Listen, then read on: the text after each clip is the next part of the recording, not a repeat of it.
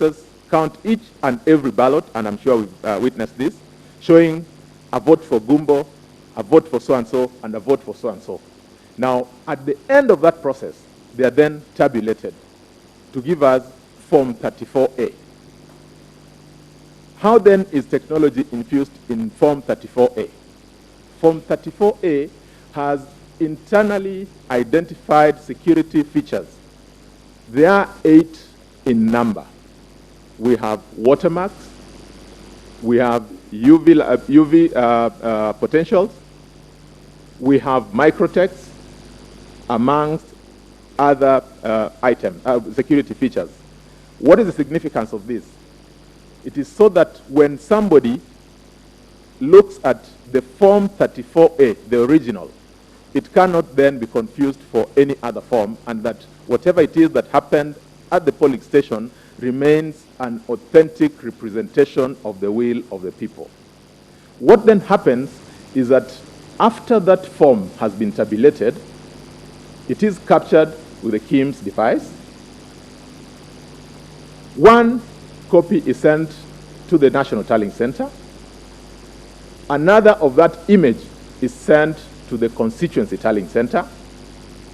And the presiding officer then collects all the, takes the Form 34A for purposes of the collation to the Constituency Tallying Center. That, again, is to achieve the constitutional imperative of verification. When we get to the Constituency Tallying Center, the returning officer has a back-end access to be able to load their Form 34B and transmit it to the National Tallying Center. Once that is done, they will then go with their Form 34A, together with their Bs, to the National Tallying Center for purposes of the verification and tallying at the National Tallying Center. Again, it is important to note that by the time the returning officer gets to the National Tallying Center, we have the image that is already in the portal. When they get there with their original form, an opportunity is then presented again for verification,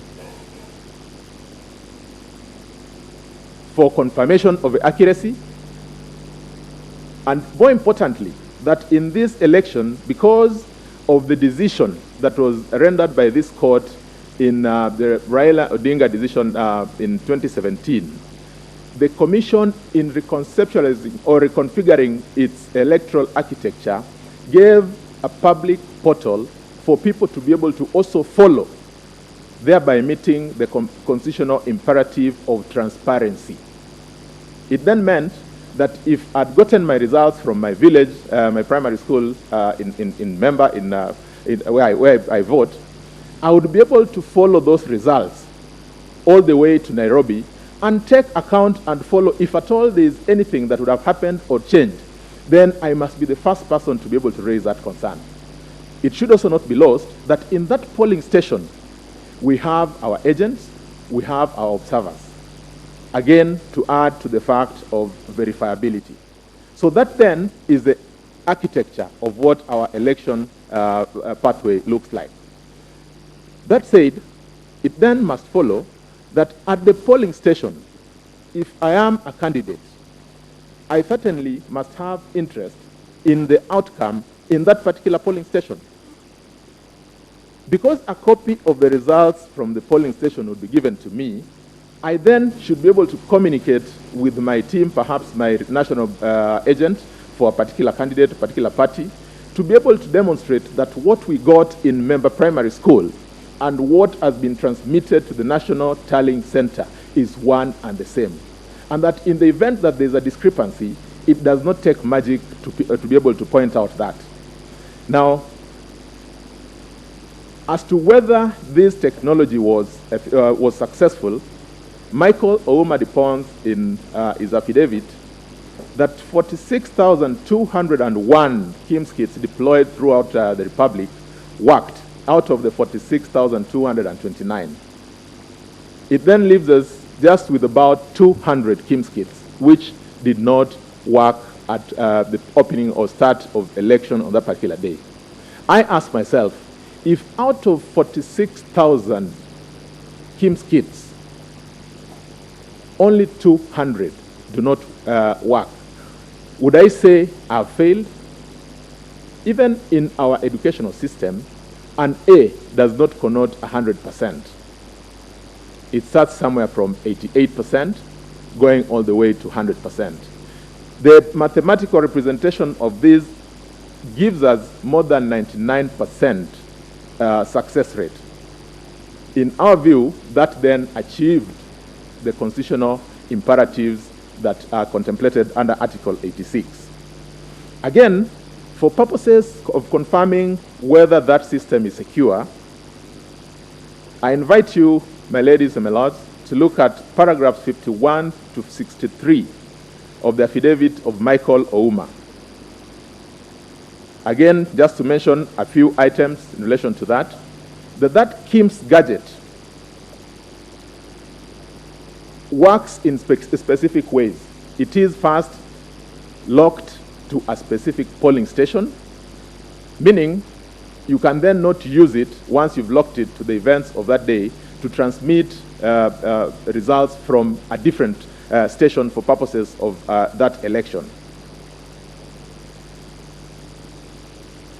That the entire network through which the results are transmitted are secured or double layered with firewalls, meaning there's the first firewall and the second firewall for purposes of securing that transmission.